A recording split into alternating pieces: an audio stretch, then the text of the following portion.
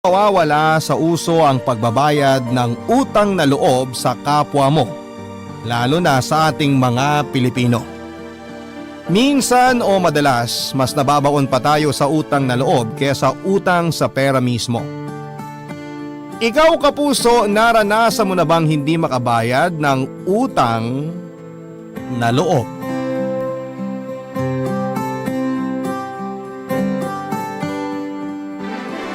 Dear Papa Dudut, sabi ng iba, walang abusado kung walang magpapaabuso.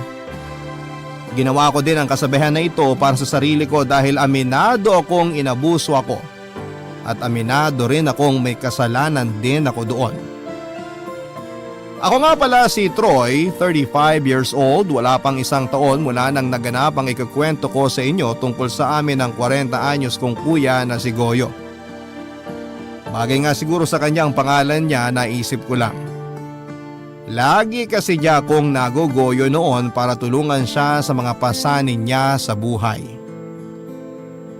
Pareho na kaming pamilyado at may mga responsibilidad na sa buhay, pero mas pinili ni kuya na idagdag ang sarili niya sa mga obligasyon ko.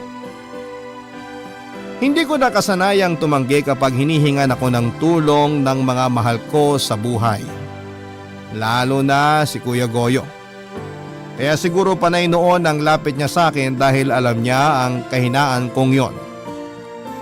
Inabuso niya ang pagiging mahina ko sa aspetong yon at patuloy na sinasahod ng mga kamay niya sa akin sa tuwing alam niyang may maibabahagi ako sa kanya. Ang naaalala kong nagpabago ng buhay naming magkapatid ay noong nilapitan niya ako para tulungan siyang makahanap ng trabaho rito sa Maynila. Wala siyang pasabing nagtungo sa bahay naming mag-asawa, Papa Dudut. Nagulat na lamang ako nang madatnang ko siyang kampanting nakaupo sa sala namin. Tiningnan ako ng aking asawa, si Charlene, bago siya nagpaalam para pumasok sa kwarto namin. Iniwan kami ni Charlene sa sala para makapag-usap na magkapatid. May hinala na ako sa kung ano man ang dahilan ng pagpunta ng kapatid ko sa bahay. Hinintay ko na lamang na kumpirmahin niya yon kapag nagsalita na siya. Marami muna siyang naging kwento para mapaikot ako. Kabado na ako noon at halos hindi ko na maintindihan ang mga sinasabi niya dahil tumatakbo na sa isipan ko ang mga posibleng tulong na gusto niyang hilingin sa akin. Noong medyo nakapag-ipon na siya ng lakas ng loob ay sa kanya sinabi ang totoong intensyon niya sa pagpunta sa Maynila. Sa huli ko lang din napansin na meron pala siyang dalang malaking bag na hula ko noon mga damit at sapatos niya. Mas lalo akong kinabahan dahil nakumpirma nga ang isa sa mga hinala ko sa pagluwas niya sa Maynila.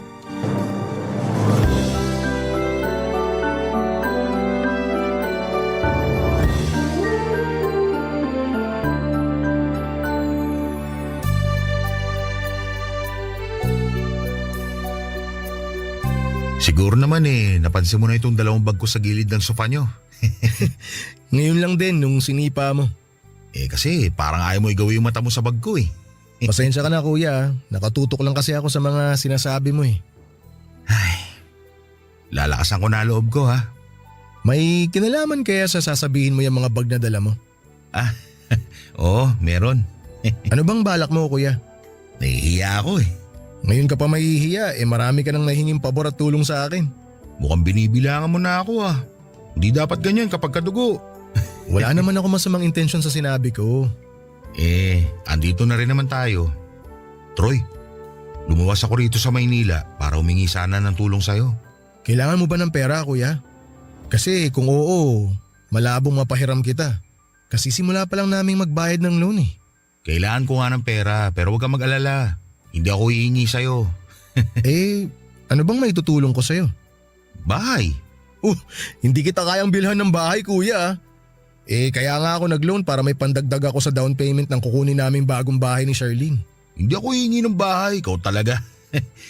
Kailangan ko sana na matutuloy ang pansamantala rito sa Maynila para sa papasukan kong trabaho. Pwede kitang tulungan sa Sabado para maghanap tayo ng matutuluyan mo. Saan ka ba nakakuha ng trabaho? Wala pa nga eh. Akala ko naman may nakuha ka ng trabaho. Dapat unahin mo yun bago ka humanap ng matutuluyan. Yung titirahan mo dapat malapit lang dun sa trabaho mo. Yun nga rin ang naisip ko eh. O paano yan? Gusto ko sana na kung pwede. Kung pwedeng ano? Kung hindi naman masyadong abala eh. Pwede bang dito muna ako sa inyo ni Charlene makituloy? Habang naghahanap ako ng trabaho. Mga gaano ka kaya katagal bago ka makahanap ng trabaho? Ipanalangin mo na bago matapos ang buwan makahanap na ako ng trabaho. Para makaalis na rin kagad ako dito. Pwede ba? Ang hirap kasi maghanap ng trabaho dito sa Maynila, kuya. Marami kang kakumpetensya. Alam ko naman kung anong kakayahan ko. Malaki man ang kompetisyon, alam kong kaya ko yung maipanalo. Ako pa ba? Wala ka bang tiwala sa Kuya Goyo mo? May tiwala naman. Malaki tiwala ako sa'yo. Kaya lang kasi, paano yung mag-ina mo sa probinsya? Kaya ba nilang malayo sa'yo? Si Nadina? Ayos lang yun. Suportado niyang pagluwas ko dito sa Maynila. Alam niyang kailangan namin magsakripisyo na malayo sa isa't isa dahil lumalaki na rin ang anak namin. Yun nga kuya Lumalaki na ang anak ni Dina kaya kailangan niya ng tatay na makikita niya araw-araw para gabayan siya. Malaking gabay na si Dina sa anak namin. May tiwala ako sa asawa ko. Di kasi natin masasabi. Para namang ayaw mo akong tulungan, Troy. Hindi naman sa ganun. Ang dami mong naiisip na rason para tablahin ako Ayaw mo bang umasenso ko katulad mo? Aba syempre gusto ko. Kaya lang ano? O sige na, payag na ako. Talaga? Yun! Wala nang bawian ha? Oo, kakausapin ko si Charlene mamaya. Ayos lang ba sa'yo kung dito ka lang sa sala matutulog? Isa lang kasi ang kwarto rito Ay naku, walang problema. Kahit sa banyo mo pa ako patulugin, ayos lang.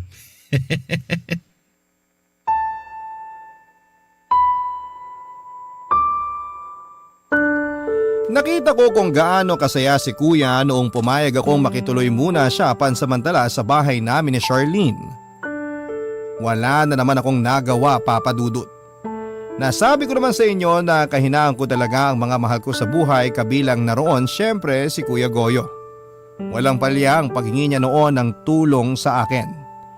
Malaki pa nga ang utang niya sa akin na hindi ko sinabi kay Charlene dahil siguradong pag-aawayan naming mag-asawa. Hindi ko na siningil pa si kuya sa mga inutang niya dahil alam kong wala siyang kakayanan para bayaran ako. Palipat-lipat din kasi noon ang trabaho si kuya sa probinsya, pinakamatagal na siguro niyang naging trabaho ay yung pagbabantay ng maliit na warehouse sa amin. Inabot siya ng 10 buwan bago siya tinanggal dahil nakahanap na raw ng bagong magbabantay sa warehouse. Naalala ko na ng mga sandaling yon, ang galit niya nang malaman niyang tinanggal siya para ipagpalit sa mas bata. Sinubukan niyang pagwalaan ng boss niya pero pinigilan ko siya, Papa Dudut. Sinabi ko na makakahanap pa siya ng bagong trabaho at inabutan ko siya ng 2,000 para makapagsimula siyang muli. Hindi siya kagad nakahanap ng trabaho kaya napilitan akong pautangin siyang muli. Halos hindi natapos ang pagpapautang ko sa kanya, Papa Dudut. Mabuti na lamang at nakapasok siya ng trabaho sa palengke kaya nahinto na ang pag-utang niya. Yun nga lang, Papa Dudut, natanggal din siya sa trabaho niya sa palengke kaya naisipan na niyang lumuwas ng Maynila. Hindi man lang niya itinawag sa akin ang mga nangyari. Ginulat na lang niya ako sa pagdating niya. Wala akong naisip na matinding dahilan para makahindi sa kanya dahil nakonsensya naman ako kung hindi ko siya tutulungan. Pamilyado rin naman akong tao kaya alam ko noon na kailangan ni Kuya Goyo na mabuhay ang kanyang mag-ina dahil siya na lamang din ang inaasahan sa kanila. Naawa ko sa kanya kaya siguro lagi niya akong napapapayag sa mga hiling o pabor niya. Papa Dudut, noong gabi ay kinausap ko na si Charlene sa naging desisyon kong kupkupin muna si kuya pansamantala habang naghahanap siya ng trabaho. Natakot ako sa magiging reaksyon ni Charlene lalo't nag-decide ako nang hindi man lang siya kinukonsulta. Nasa kwarto na kami noon at handa na para magpahinga. Nakaharap siya sa salamin habang sinusuklay ang buhok niyang abot hanggang balikat. Pinagbasdan ko siya at hinintay na matapos ang ginagawa niya bago ko binuksan ang aking bibig para sabihin sa kanyang nangyari sa pag-uusap namin ni Kuya Goyo.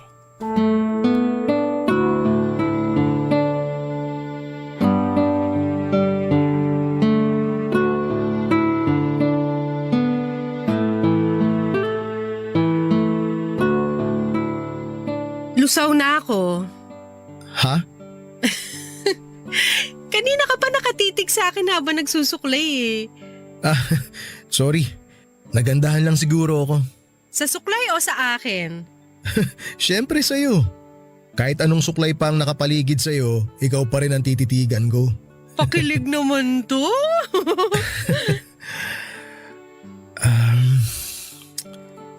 Charlene, Nako, mukhang may kailangan ka. paano mo naman nasabi? Kilala na kita. Kapag may kailangan ka, bobolahin mo muna ako, tsaka mo babanggitin ng seryoso ang pangalan ko. Grabe ka naman. O bakit? Wala ka bang kailangan? Meron. Di tama ako. Babae talaga lagi ang tama eh. Dahil may kailangan ako, hindi na ako makikipagtalo dyan sa sinabi mo. Sana palagi kang may kailangan. Naghahanap kasi ng trabaho si Kuya Goyo. Parang nabanggit nga niya kanina sa akin nung dumating siya. Hindi ko lang masyado tinanong kasi masusunog na yung piniprito kong isda. Nagpapatulong kasi siya sa akin eh. May opening ba na trabaho sa kumpanya niyo ngayon? Walang opening dun, tsaka hindi naman pwede si Kuya ron. Yun nga rin ang naisip ko. Ano bang tulong ang kailangan niya? Kailangan niya ng matutuluyan. Troy, wag mo sabihin. Nagipit na rin kasi ako kanina eh. So nagdesisyon kang patuloyin siya rito nang hindi man lang ako sinasabihan? Sorry, Troy naman! hindi lang ako makahindi. Kailan ka ba matututong humindi sa kapatid mong yan, ha? Akala ko naman makikitulog lang ngayong gabi rito sa bahay. Yun Mga pala, ilang araw lang naman siguro siya rito. siguro? Yan ba ang pangahawakan mo? Siguro? Kailangan ko magtiwala sa kanya.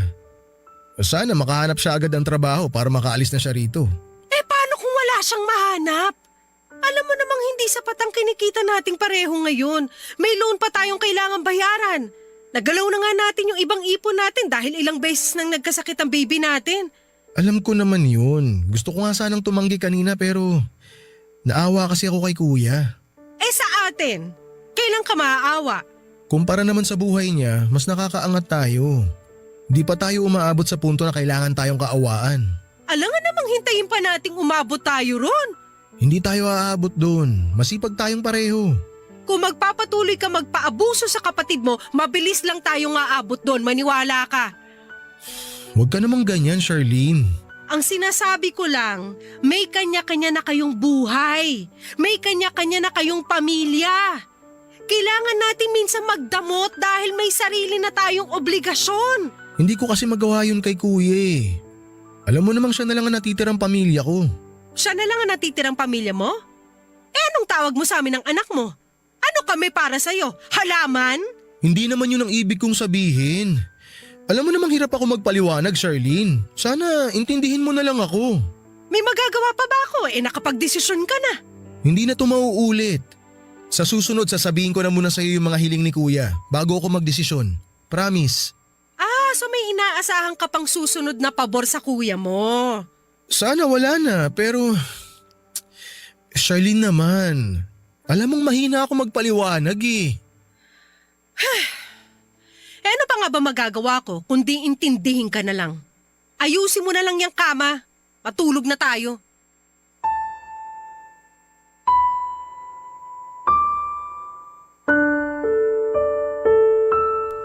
Papadudo tinalikuran ako ni Charlene habang nakahiga kami sa kama. Alam ko noon na masama pa rin ang loob niya pero wala na siyang magawa, papadudot. Nahiya ako sa asawa ko dahil dagdag pasanin na naman sa bayarin namin si Kuya Goyo. Mas malaki ang ambag noon ni Charlene sa mga bayarin namin sa bahay kesa sa akin. Dahil mas maganda ang pinagkakakitaan niya. Kaya naman talagang dinalangin ko na sana'y makahanap kaagad ng trabaho si Kuya Goyo. Hindi na ako nakatulog pa kaya mas pinili kong magbukas ng Facebook. Baka sakaling may matisod akong trabaho para kay kuya. Nabigo ako sa paghahanap kaya nahiga na lamang akong muli, Papa Dudut. Sa pagpikit ko ay nahila agad ako ng antok. Nakatulog ako kaagad at nakapaglakbay na ang utak ko sa mundo ng mga panaginip. Sa panaginip ko ay nagbalik ako sa pagiging bata at kasama ko raw noon ang Kuya Goyo ko. Hawak niya noon ang kamay ko at nasa gilid kami ng kalsada. Hinihintay daw namin noon ang mga magulang namin at may nakita kami mula sa kaliwa na sasakyan na paparating at papalapit sa amin. Na-excite kaming pareho ni Kuya pero paglapit sa amin ng sasakyan ay nakita naming karo pala ito ng patay. Sinilip namin ang loob ng karo at doon ay nakita namin ang mga kabaong ng magulang namin. Doon ako nagising, Papa Dudut. Pinagpawisan ako sa pagkakabangon ko at napatingin ako kay Charlene na mahimbing pa rin sa kanyang pagtulog. Bumangon ako sa kama at saka tinungo ang banyo. Naghilamos ako roon para mawala ang takot sa mukha ko. Napatingin ako sa salamin sa banyo at doon ay biglang nanumbalik lahat ng alaala ko noong namatay ang mga magulang namin ni Kuya Goyo noong bata pa lamang kami. Namilit akong magpabili ng laruan sa mga magulang ko sa palengke at doon ay naganap ang trahedyang nagwasak sa pamilya namin. Nagkaroon ng barilan sa pagitan ng mga armadong kalalakihan at mga pulis sa palengke kung saan ay andon ang mga magulang namin. Napatay ng mga armadong lalaki ang mga magulang namin, Papa Dudut. Mula noon ay kami na lamang ni Kuya ang naging magkasama sa buhay. Palipat-lipat kami noon ng tirahan. Pinagpasapasahan kami ng mga tiyahin namin noon na ampunin kapalit ng pagiging kasambahay namin sa kanila. Kapag nanawa na sila sa aming serbisyo ay saka kami paaalisin. Nung wala nang kumupkup sa amin ay si Kuya na ang nagsikap na itaguyod kami sa buhay. Pinag-aral niya ako habang nagtatrabaho siya. Hindi na siya nakapag-aral pa dahil mas inuna niya ako. Kaya pinangako ko sa sarili ko na tutulungan ko siya sa abot ng makakaya ko dahil malaki ang naging utang na loob ko sa kanya. Papa Dudut, yun ang totoong dahilan kung bakit hindi ko siya magawang hindian sa lahat ng mga hinihingi niyang pabor sa akin noon. Barangay Love Stories. Barangay Love Stories. Papa Dudut, nagsimula na ngang tumira si Kuya Goyo sa bahay namin ni Charlene. Hindi naman pinaramdam ni Charlene na masama ang loob niya, alang-alang sa akin. Sa unang linggo pa lamang na nakatira siya sa bahay ay nahirapan na kaming mag-asawa. Kami ni Charlene madalas ang nag-a-adjust noon sa pakikisama sa kanya, Papa Dudut. Naging makalat ang sala dahil sa mga gamit niya na sinasabit niya lamang kung saan-saan. Nahiya na tuloy kaming tumanggap ng bisita dahil sa itsura ng sala namin. Nangamoy paa at pawis na rin sa bahay dahil nakakatamarang maligo ni Kuya at di namin masabi ni Charlene sa kanya dahil baka ikasama ng loob niya. Nahiya nga ako kay Charlene dahil siya ang naglilinis ng kalat ni Kuya. Tuwing lumalabas noon si Kuya ay saka nililinis na Charlene ang mga naging kalat niya mula sa sala hanggang sa banyo. Hindi ako nakarinig ng reklamo kay Charlene pero nararamdaman kong hindi siya masaya sa mga nangyayari. Lagi na rin kaming nauubusan noon ng pagkain dahil masibang kumain si Kuya. Naging mapili rin siya sa mga pagkain at madalas ay siyang nagsasabi sa amin kung ano ang gusto niyang kainin. Buti sana kung nag-aambag siya sa amin noon pero ni piso ay hindi kami nakakatanggap sa kanya dahil wala pa naman siyang nahahanap na trabaho. Hindi pinalad si Kuya na makakuha kaagad ng trabaho tulad ng inaasahan niya, Papa Dudut. Nainis siya dahil pakiramdam niya mas magaling siya sa mga nakasabayan niyang nakukuha sa mga sinubukan niyang pasukan. Dahil nga rin siguro sa galit kaya napadalas ang pag-inom niya ng alak. Panay noon ang hingi niya sa akin ng pangbili ng alak at pulutan. Hindi ko yun sinabi kay Charlene dahil siguradong mas lalong magagalit ang asawa ko sa akin. Pinakiusap ko na lamang kay Kuya na kung iinom siya ay dapat tulog na ang asawa ko. Madalas na rin akong napupuyat noon dahil gusto niyang samahan ko siya sa pag-inom dahil nalulungkot daw siyang mag-isa. Sinamahan ko na lamang kahit isang shot lang ako para wala na rin siyang maging sama ng loob sa akin. Tulad na lamang noong minsang inaya niya akong mag-inuman. Tumanggi ako dahil sinabi ko na maaga akong aalis ng bahay. Nagtampo siya at pinaramdam sa akin na malungkot siya dahil sa nangyayari sa buhay niya. Napilitan tuloy akong magpuyat para lamang masamahan siya, Papa Dudut.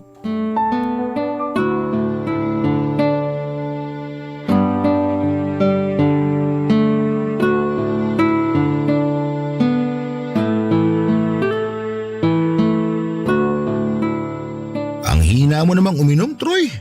Para kang bagito sa inuman eh. Isang shot pa.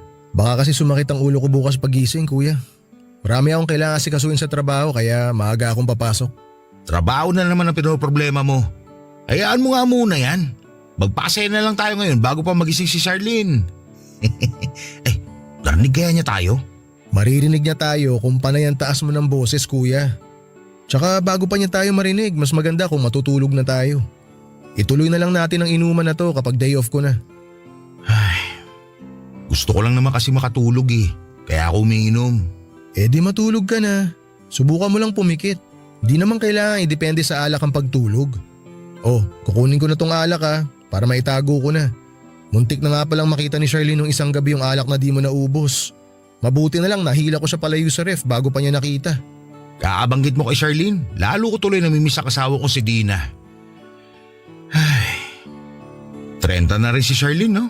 Oo, 30 na nga. Pareha sila ni Dina. Ay, namiss ko tuloy yung pagbubunga nga ng asawa ko kapag may kapalpakan ako. Mula nang lumuwas ako rito sa Maynila biglang nanahimik ang mundo ko. Pero alam mo, bigla ko hinarap yung ingay ng asawa ko. Baka oras na para umuwi ka sa inyo, kuya. Sigurado ako namimiss ka na rin ni Dina. Ay, kung pwede lang eh. Pero nangako ako na hindi ako uuwi hanggat wala akong trabaho. May intindihan naman niya siguro yun. Di naman ganun kadali maghanap ng trabaho dito sa Maynila. Nakapagbitiw na rin ako ng salita. Sabi ko nga, may intindihan ka niya.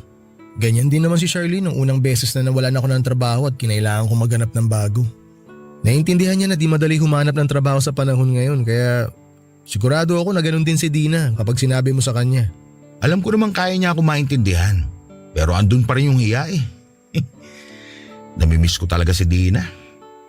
Oo, sakit ng ulo minsan ng mga babae sa buhay natin.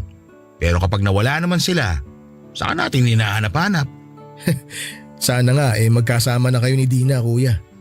May paraan naman para magkasama kami ulit na mag-ina ko. O di gawin mo. Pwede kaya? Paanong pwede? Gusto ko sanang paluwasin sila rito sa Maynila eh. Tapos? Nakakahiya man sa'yo, bunso. Pero hihiling sana ulit ako ng pabor. Pabor ulit? Naku, ayan na. Mukhang nakakahiya nang pasadahan yung pabor na sinasabi ko. Kung kaya ko, pwede naman kitang pagbigyan sa pabor na yan kung ano man yan. Madali lang naman tong pagbigyan. Ano nga? Ayos lang ba kung luluwasin na Dina rito sa Maynila? Sagot naman nila ang pamasahe. Huwag kang mag-alala. Hindi ako hingi sa'yo kasi nakakahiya na rin. Di naman ako may-ari ng Maynila eh. Lumuwas lang sila kung kailan nila gusto. Hindi ko naman may pagbabawal yun. Pero pag-aari mo kasi itong bahay. Ha? Anong ibig mong sabihin, kuya? Ito naman hindi pa makalata sa gusto kong puntuhin. Sige, didiretsuhin ko na nga. Pwede bang makituloy din dito mag-ina ko? Hala, parang hindi na tayo kakasya rito sa bahay niyan. Ikaw pa nga lang dito sa sala halos sakop mo na. Payat naman pareho mag-ina ko. Kaya ko na silang isiksik dito sa sala kasama ko. Hindi naman sila magiging komportable nun. Kawawa naman sila. Mas kawawa sila kung hindi nila ako makakasama. Tsaka baka hindi sila komportableng gumalaw dito. Baka mahiya si Dina. Naku, makapal ang mukha nun. Wala nang hiya sa panahon ngayon. Ano, tawagan ko na ba si Dina para palosin na bukas? Hala, agad-agad? Sabik na kasi ako makasama sila eh. Pagpapaalam ko muna kay Charlene, kuya. Paano kung hindi siya pumayag? Ayun lang. Ang hirap na di makasama mag-ina ko. Nawawalan ako ng inspirasyon para makahanap ng trabaho. gawin mo na lang munang inspirasyon ng pagkakalayo nyo. Para mas lalo kang ganahan na maghanap ng trabaho. Kapag mabilis ka makakuha ng trabaho, mas mabilis mo silang makikita, di ba? Wala na ba talagang tsansa na pumayag ka? Alam mo naman na kailangan kasama ko si Charlene na magdesisyon. Mag-asawa kami. Baka naman pwede mong palagpasin to ulit nang hindi na kinukonsulta sa kanya. Saka mo na lang sabihin kapag nandito na yung mag-ina ko. Para wala na siya magawa. Magagalit naman yun kapag binigla natin siya. Mag-uusap na muna kami. Naalala ko mula nung namatay si nanay at tatay. Sa akin ka lang lagi humingi ng tulong at pabor. Ni minsan, hindi kita tinanggihan, no? Oo, hindi ka nga tumanggi. Kasi ganun kapag katugo mo. Lalo na kung malaki na itulong sa'yo. Sige, tawagan mo na si Dina. Paluwasin mo na siya kung kailan siya pwede. O paano si Charlene? Kala ko ba mag-uusap muna kayo? Baka di pumayag yun. Ako nang bahala.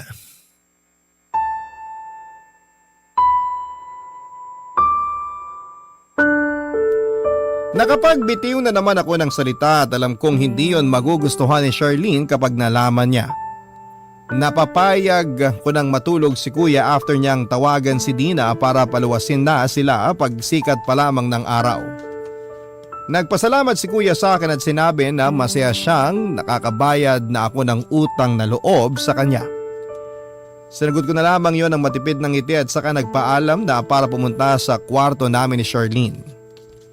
Inasahan kong tulog na ang asawa ko pero pagkabukas ko ng pintuan ay nakita ko siyang nakasandal lamang sa headboard ng kama at nagbabasa ng libro. Nakasuot ng reading glasses niya na medyo lumuluwag na sa kanya. Nang maramdaman niya ang pagpasok ko ng kwarto ay napatingin siya sa direksyon ko. Initian niya ako at inaya na sa kama para magpahinga. Nag-aalangan pa ako at sinabing magbabanyo muna ako. Hindi naman ako naiihi o di kaya naman ay kailangang madaliin ang pagsisipilyo pero nagtagal ako sa banyo para praktisin kung paano ko sasabihin kay Charlene na napag-usapan namin ni Kuya Goyo. Noong sa tingin ko ay kaya ko nang harapin si Charlene ay saka ako lumabas ng banyo. Napansin niya na siyempre nagtagal ako sa banyo. Alam niyang kapag nagtutungo ako doon mabilis lamang dahil na liliitan ako sa banyo namin at pakiramdam ko ay hindi ako makahinga. Hinaya niya akong muli para tabihan siya. Ibinaba na niya ang librong binabasa niya at saka tinanggal ang reading glasses niya. Hinarap niya ako at parang gusto akong lambingin. Nakita ko yung oportunidad para sabihin sa kanya ang napag-usapan namin ni Kuya Goyo. Napalunok pa ako ng malakas nang nilapit na niya ang mukha niya sa akin.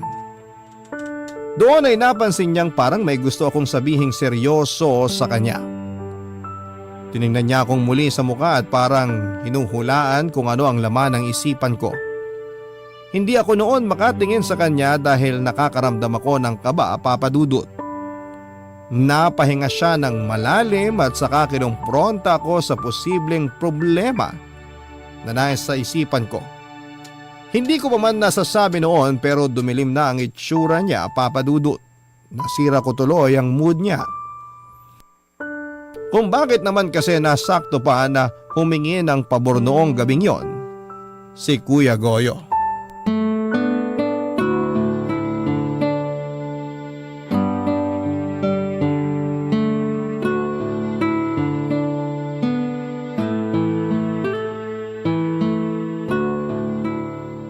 Tapatin mo na ako, Troy. Ha? Anong ha? Sabihin mo na sa akin kung ano man yung gusto mong sabihin. Paano mo naman nahulaan na meron akong sasabihin sa'yo? Namula agad ang mga tenga mo nung tinignan kita. Hindi ka makatitig sa akin. Pinagpawisan bigla ang ilong mo kahit naka-aircon tayo. Senyales yan na may bumabagabag sa'yo. Grabe? Ganyan mo na ba ako kakilala? Ang tagal na nating nagsasama. Ang dali mo na lang talagang basahin. Magagalit ka ata kapag sinabi ko eh. Mas magagalit ako kapag hindi mo sinabi ngayon. Mag-promise ka muna na di ka masyado magagalit. Ayoko mangako. Nagkausap kasi kami ni Kuya Goyo kanina. Good news ba yan? Aalis na ba siya? Kailan? Walang aalis pero may darating. Ano na naman yan, Troy? Luluwas bukas yung mag-ina ni kuya. Si Nadina? Oo, Sana sinabi mo na hindi sila pwedeng tumuloy dito sa bahay, ha? hindi eh. Bakit hindi? Mamaya umasa sila na pwede sila rito sa bahay. Saan sila matutulog niyan kapag dumating sila? Natawagan na kasi ni kuya si Dina. Tinawagan ng kuya mo si Dina? At nasabi na ni kuya na sa sala sila matutulog ng pamilya niya. Ano? Oo, hinaan mo lang ang boses mo. Baka magising si baby. Nasisiraan na ba siya ng ulo? Bakit siya magdedesisyon na patuloyin na mag-ina niya rito? Bahay niya ba to? Sabi ko nang hinaan mo lang ang boses mo eh. Kumalma ka nga. Wag mo akong utusang kumalma dahil nanggagalaitin na ako sa galit ngayon. Ang kapal na mukha ng kuya mo para patuloyin dito ang mag-ina niya nang hindi man lang nagpapasabi sa atin? Actually, sa akin siya nagpaalam. At pumayag ka agad? Oo, Pumayag ka nang hindi man lang muna sinasabi sa akin? kapatid ko kasi yun eh. At asawa mo ako! Bahay natin to! Tayong dalawang dapat magdesisyon dito! Hindi pwedeng ikaw lang! Naipit na rin kasi ako kanina. At mas lalo ka pang gigipitin ng kuya mo kung patuloy mo siyang pinagbibigyan sa mga gusto niya! Ngayon lang naman to. Anong ngayon lang? Akala mo ba hindi ko alam ang mga palihim mong pag-aabot ng pera sa kanya? Hindi lang ako kumikibo pero alam ko yon. Di ko lang kasi talaga matanggihan si kuya eh. Malaki ang utang na loob ko sa kanya. Magkapatid kayo! Dapat nga walang bayaran ng utang na loob eh. Lalo na parehas pa kayong pamilyado. Naaawa rin kasi ako kay kuya. Nalulungkot siya kasi wala na nga siyang mahanap na trabaho, di pa niya kasama yung mag-ina niya. At sa atin ba hindi ka naaawa? Kaya naman natin eh. May mga trabaho tayo tapos mapalad pa tayo na magkasama tayo sa iisang bahay. Hindi tulad ni kuya. Bakit parang kasalanan natin kung nakakaangat tayo sa kanila? Kasalanan bang nagsikap tayo para makuha yung mga meron tayo ngayon? Kailangan ba nating mag-guilty sa estado natin dahil lang hindi natin sila katulad? Naaawa lang naman ako. Pansamantala lang din naman to. Pansamantala? Ganyan din ang sinabi mo sa kuya mo eh. Pansamantala lang siya rito pero ilang buwan na ba siyang nakakalibre ng tirahan dito? Baka makatulong ang mag-ina niya para maging ganado siya sa paghahanap ng trabaho. Ako, kailan kaya ako gaganahan sa sitwasyon natin ngayon? Hindi ko na maayos ang pagbabudget para sa atin ng kuya mo tapos magdadagdag pa ng panibagong papalamunin? Hindi naman sila basta-basta palamunin, Charlene. Pamilya ko pa rin sila. Pamilya mo rin kami ng anak mo, Troy. Isipin mo muna ang kapakanan namin bago ang iba. Pwede bang hayaan mo na? Nakapagdesisyon na ako eh. Gagawa na lang ako ng paraan para makaraos tayong lahat. Hindi ko pwedeng pabayaan na lang ang kapatid ko. Dahil nung mga bata pa kami at ako ang nangangailangan, di niya ako pinabayaan. Papadudot yun ang unang beses na nasigawan ko ng ganon si Charlene. Kilala ako bilang kalmadong tao pero napuno na rin kasi ako sa mga nangyayari. Mali ko na sinigawan ko ng ganon si Charlene dahil hindi rin naman niya alam ang tunay na dahilan kung bakit patuloy ako sa pagtulong sa Kuya Goyo ko. In-explain ko naman yon sa kanya, tinanggap niya ang mga sinabi ko pero alam kong masama pa rin ang loob niya dahil sinigawan ko siya. Nakonsensya ako at humingi ng sorry sa mga nagawa ko, Papa Dudut. Tumango lamang siya noon at saka sinabing magpahinga na. Pinuntahan niya sa crib ang baby namin at nung kontento na siya sa pagkakatulog ng anak namin ay saka naman siya bumalik sa kama. Sinubukan kong halikan siya pero umiwas siya sa akin, Papa Dudut. Tinalikuran niya ako at saka hinila ang kumot sa pwesto niya. Nanakit ang ulo ko noon sa pinaghalong stress at nabiting alak.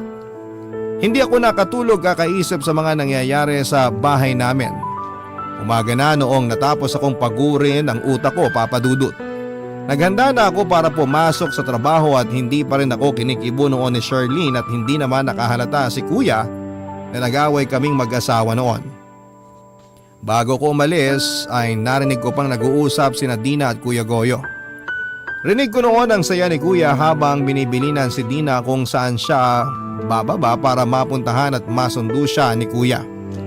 Noong natapos ang tawag ay agad akong niyakap ni kuya para magpasalamat. Kahit papaano ay nawala naman yung stress ko dahil napasaya ko si kuya, Papa Dudut. Hiniling ko noon na sana ay maging inspired na si kuya sa paghahanap ng trabaho para rin makaalis na sila sa bahay. Alam ko kasi noon na hindi matatapos ang away namin ni Charlene hanggat andon sina Dina at kuya. Gusto ko na rin syempreng maging payapa noon ang pagsasama namin ni Charlene. Alam ko naman na hindi madamot at hindi masamang tao ang asawa ko. Nadala lang siya ng emosyon dahil marami nga kaming utang na kailangang bayaran, tapos ay daragdag pa ang pamilya ni kuya na kailangan naming buhayin. Mula noon, Papa Dudut, ay nanlamig na sa akin si Charlene at madalas kapag nag-uusap naman kami ay ramdam ko ang galit sa kanya. Pinigilan ko na lamang ang sarili kong huwag magpadala sa galit dahil naipit din naman si Charlene sa sitwasyon na meron ako, Papa Dudut. Barangay Love Stories. Barangay Love Stories. Alam ni Kuya Goyo si Dina sa isang beer house. Dating nakikitable si Dina sa mga customers ng beer house na pinasukan niya, Papa Dudut. At minsan ay nakatable nga niya si Kuya. Nagkaroon ng interes si Kuya kay Dina dahil sa pagiging totoo daw ni Dina. Natuwa siya dahil takles at malakas ang self-confidence ni Dina. Yun daw noon ang tipo ni Kuya sa isang babae. Mabilis silang nagkahulugan ng loob. Naging silang dalawa at nag-live-in ng ilang linggo mula noong sagutin ni Dina si Kuya. Hindi naman pinatigil ni Kuya si Dina sa pagtatrabaho sa beer house dahil malaki ang kita ni Dina sa pagpapabili ng latest drink sa mga customers niya. Inahatid sundo ni Dina noon ni Kuya gamit ang pinapasada niyang tricycle. Naging masaya silang dalawa kahit paminsan-minsan ay nagdududa si Kuya kay Dina dahil sa dami ng mga nakaka-table noon ni Dina. Nilakasan na lang daw ni Kuya ang tiwala niya kay Dina para hindi na sila mag-away dahil trabaho lamang yon. Hanggang sa nabuntis na si Dina. Nagduda pa kami ni Kuya noong simula dahil tumagilid ang tiwala niya kay Dina 1 buwan bago siya nabuntis. Nagkahiwalay sina Dina at Kuya pansamantala para makahinga dahil panay noon ang away nila. Hanggang si Kuya na rin ang unang lumapit kay Dina para makipagbalikan dahil nami-miss na raw niya si Dina. Nagkabalikan sila noong 6 na buwan nang buntis si Dina.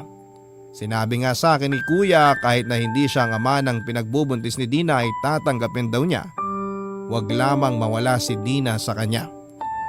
Doon ko nakita na mahal ni Kuya si Dina, Papa Dudut. Noong nanganak na nga si Dina ay hindi nila napag-usapan pang muli kung si Kuya nga ang ama ng batang yon. Naging masaya naman silang pareho lalo na noong umalis na si Dina sa beer house. Akala ko nga noon ay magkakahiwalay sila pero naging matatag naman ang relasyon nila. Kahit marami silang mga naging problema. Masyadong na in love si Kuya kay Dina at nakita kong muli ang pagmamahalan nilang yon noong tumira na nga sila sa amin. Hindi ko noon makalimutan ang unang beses na nagsabay-sabay kaming kumain. Kakarating lang din noon ni Dina galing sa probinsya at nakatulog na nga ang mga anak namin kaya kumain na kami, Papa Dudut.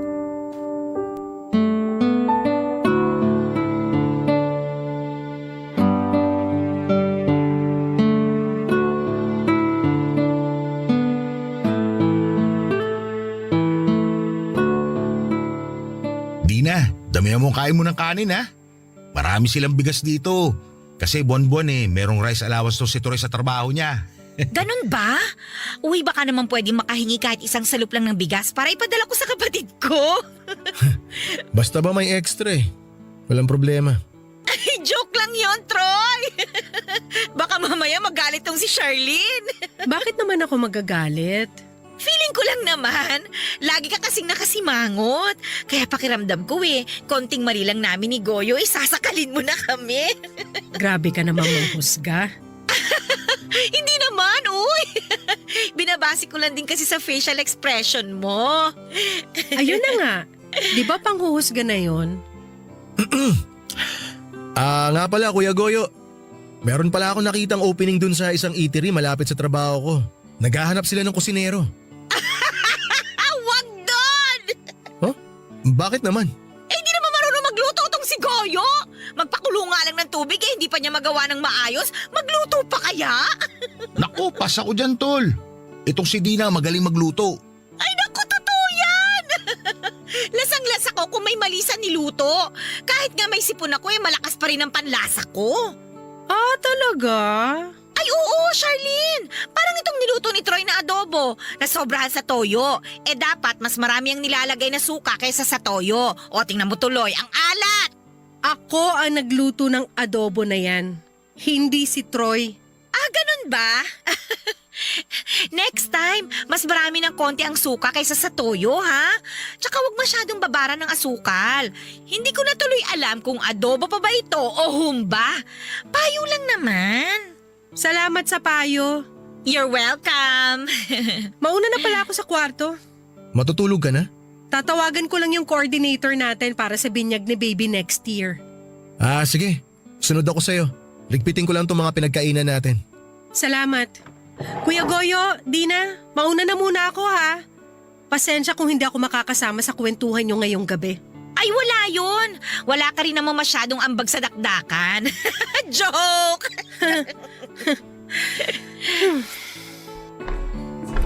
Troy, bibinyagan na pala ang baby nyo? Oo. Teka lang ha. Ilalagay ko muna sa reto na tira nating kanin. Babalik ako agad. Goyo, tanungin mo kung pwedeng isabay na sa binyag ng anak nila yung anak natin. Nakakahiya. Magpabinyag na lang tayo kapag may pera na ako. Kailan pa? Wala ka pang ang trabaho. Magtatrabaho na ako. Andiyan na kayong inspirasyon ko eh. Huwag mo na akong bolahin. Ireserba mo na lang yan kina Troy at Charlene. Gawin mo ang lahat para mapapayag silang makisabay tayo sa binyag. Para wala na tayong gastusin. Kaya naman nila mag-asawa yun eh. Di na naman, nakakahiya na. Makikitira na nga tayo rito ng libre. Sagarin na natin. Minsan lang naman to habang gusto pa nila tayo. Nakakaawa rin naman kasi yung anak natin eh. 4 na taon na pero hindi pa rin siya nabibinyagan. Kailangan yata sa daycare center ng baptismal certificate. Sige ka, di makakapag-aral yung anak natin. Gusto mo ba yon? Siyempre hindi. Kaya nga pagbalik ni Troy, kausapin mo na siya. Susubukan ko. Tsaka, try mo ring itanong kung pwedeng pahiramin ako ni Charlene ang isusuot ko sa binyag. Medyo may katabaan siya. Pero pwede ko namang paremedyohan yung ipapahiram niya kung papayag siya.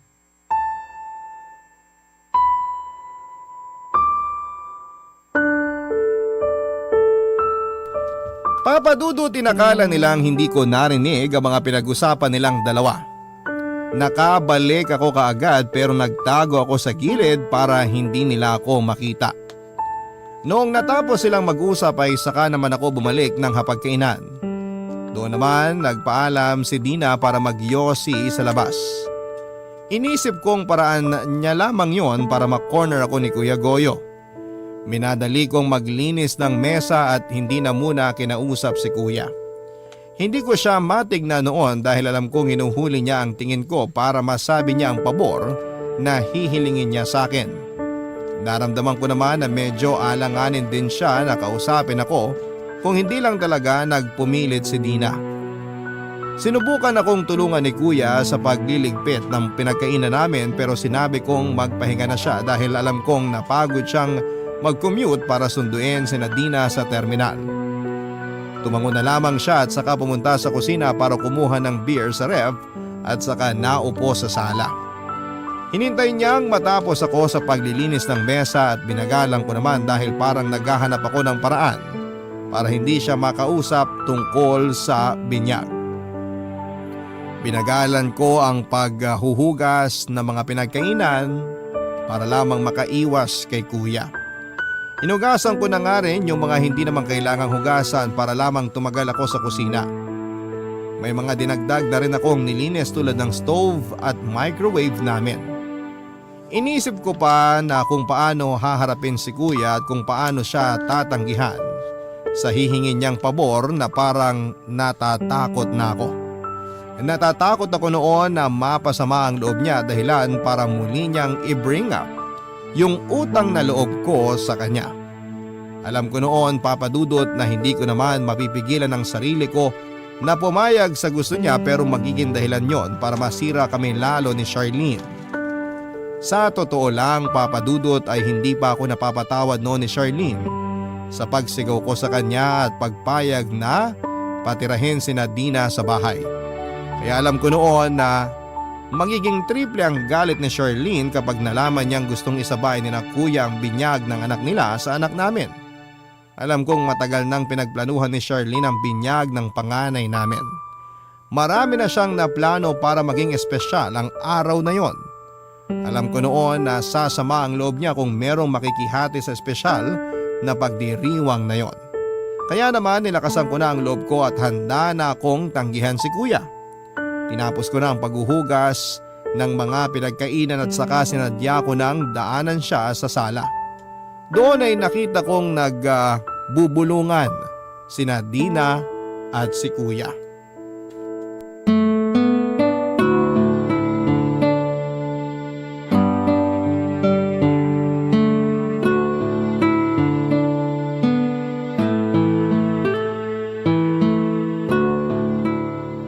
Grabe, parang 2 oras kang naghugas ng plato Nakailang balik na ako sa labas pero hindi ka pa rin tapos.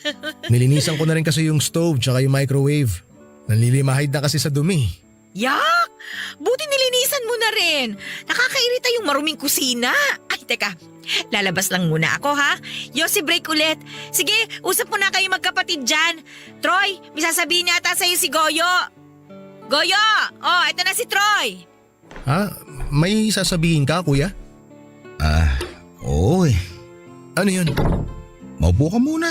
Ay, hindi na. Maiksi lang naman siguro yung sasabihin mo, no? Para makapanik na rin ako sa kwarto. Baka hinihintay na ako ni Charlene Ano kasi, narinig ko na pabibinyagan nyo ng anak nyo ni Charlene. Oo, pabibinyagan na nga namin. Nabanggit ko rin naman kanina. Naisip ko lang kasi, paano kaya kung Kung maging ninong ka sa anak namin? pwede rin naman. Basta hindi niya ako sisingilin tuwing Pasko. Yun ba talaga sasabihin mo, kuya? Meron pa eh. Sabihin mo na, kuya. Makikinig ako. Hindi pa kasi nabibinyagan yung anak namin ni Dina eh. Ah, talaga? 4 na taon na siya, di ba? Lagi kasi nagigipit kaya walang pambinyag. Alam mo naman sa probinsya, kailangan maganda ka pag may binyagan para hindi nakakaya sa mga ninong at ninang. Di pabinyagan yun kapag nakahanap ka na ng trabaho. Gusto ko sana kung pwede lang eh. Isabay na lang sana yung binyag ng anak namin sa anak nyo ni Charlene. Ha? Parang mahirap ata yan, kuya. May mga gumagawa naman ng ganun, sabi ni Dina. Saka para practical para sa amin, di ba? Wala rin kasi kaming pera ngayon eh. Pero gusto na namin mabinyagan yung anak namin para kapag hinanapan ng baptismal certificate sa school, may maibigay kami. Parang di naman kailangan ng ganun para makapag-aral. Yun ang narinig ko eh. Mas maganda ng handa, di ba? Naku, tagilid tayo dyan, kuya. Siguradong hindi papayag si Charlene. Bakit naman hindi? Ayaw ba niya mabinyagan ng pamangkin nyo? Kawawa naman yung pamangkin yung tumatanda na hindi pa nabibinyagan. Matagal kasing pinagplanuhan ni Charlene tong binyag ng panganay namin eh. Siyempre, first baby namin to kaya todo bigay yung asawa ko. Saka limitado lang yung mga bisita na dadalo kasi gusto namin na mahalagang tao lang sa buhay namin yung pupunta. Wala naman kaming balak magdagdag ng bisita. Kung sino yung mga bisita nyo, yun na rin ang bisita namin. Kahit mga ninong at ninang ng anak nyo, baka pwedeng pasuyo na rin na gawin naming ninong at ninang ng anak namin. Wala di nyo naman kilala yung mga kinuha naming ninong at ninang. Di kikilalanin namin kapag Pasko na. Saka tiwala kami sa mga ninong at ninang na kukunin nyo. Siguradong maayos ang mga trabaho, kaya makakapagbigay ng malaking aginaldo sa Pasko. Hindi naman yun ang dahilan kung bakit namin sila kinuha para maging ninong at ninang ng anak namin eh. Ang gusto namin, magabayan yung anak namin ng mga taong pinagkakatiwalaan namin lalo na kapag wala kami. Ganon din naman ang gusto ko sa anak namin. Magabayan siya. Sabi mo nga, mapagkakatiwalaan yung mga ninong at ninang ng anak mo. Kaya gusto ko rin ipagkatiwala sa kanilang anak ko. Ewan ko kuya. Kakausapin ko muna si Charlene. Kung di man siya pumayag, sana irespeto nyo na lang yung gusto niya. Espesyal na araw kasi yun para sa anak namin eh. Unang beses yun na magpapabinyag kami. Huwag mo na lang kaya sabihin kay Charlene. Kausapin mo na lang yung coordinator para isingit kami sa binyag. O kaya yung pare. Kahit kami na yung bahalang kumuha ng sarili naming ninong at ninang para sa anak namin. Pwede na kaya yun? Malabo talaga yan, kuya. Pero pwede ko naman kayong pautangin kahit papano para kung gusto nyong pabinyagan yung anak nyo, pwede nyong gawin sa ibang araw. Paano naman yung handa namin? Hindi naman kailangan ng handa, kuya eh. Ang importante, mabinyagan yung anak nyo. Selebrasyon pa rin yun eh. Kailangan pa rin ng handa siyempre. Saka unang beses din yun na magpapabinyag kami. Gusto rin namin gawing espesyal at memorable parang yun sa inyo. Mas magiging espesyal yun, kuya, kung solo nyo yung binyag. Mas magiging espesyal yun kapag magkakasama tayong pamilya sa binyag. Matutuwa sigurado ang mga magulang natin kung nasan man sila kapag nakita nila tayo na magkakasama. Basta, kakausapin ko muna si Charlene. Di ko may papangako na papayag siya pero… Sige, kung ano na lang desisyon nyo.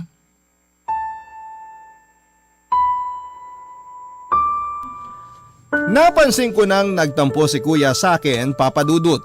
Sinubukan ko siyang kausapin at ipaliwanag muli kung bakit alanganin ang gusto niyang mangyari. Inoferan ko na rin siya ng dagdag na pera para may panggasto sila sa handa pero tinanggihan niya yon dahil gusto niyang sabay ang binyag ng mga anak namin. Napikon na rin ako dahil ginawa ko naman ang lahat ng pwedeng gawin para mabinyagan ang anak nila pero ibang direksyon ang gusto nilang tahakin. Nainis ako dahil parang ang sama kong tao para tanggihan sila sa isang bagay na karapatan naman naming mag-asawa. Noong napansin nga ni kuya na malapit na akong magalit ay bigla niya akong kinonsensya. Bigla niyang sinabi na naaawa siya sa kanyang anak dahil parang natulad daw ang anak niya sa kapalaran niya. Napagkaitan daw ang anak niya tulad niya noong pinili niyang unahin ang mga luho at pangangailangan ko kesa sa kanya. Naiyak pa siya habang binabalikan niya yung mga nagawa niyang sakripisyo para mapaganda ang buhay ko. Aminado po akong natamaan ako sa mga sinabi niya dahil naaalala ko ang lahat ng naitulong niya sa akin. Papadudot ilang buwan na lamang at bibinyagan na ang anak namin ni Charlene. Hindi ko pa rin magawang sabihin ngayon kay Charlene ang napag-usapan namin ni kuya. Nakiusap nga rin ako kay kuya na huwag niya akong madaliin dahil nape-pressure din ako. Naintindihan naman daw niya ako pero ramdam kong umaasa siya ng positive na resulta sa paglapit ko kay Charlene. Alam ko namang hindi papayag si Charlene pero gusto kong subukan, Papa Dudut. Gusto kong ipaliwanag sa asawa ko ang pinanggagalingan ko kung bakit hindi ko matanggihan si kuya. Baka kasi maintindihan niya at pumayag siyang isabay ang binyag ng anak namin at anak ni na kuya at Dina, Papa Dudut.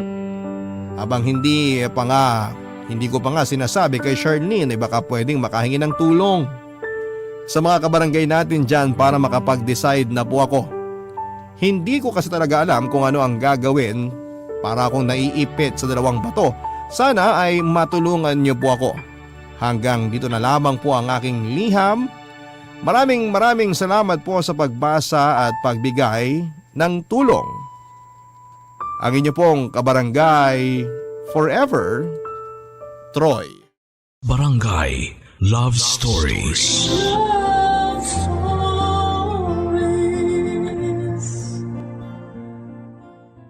Barangay LS 97.1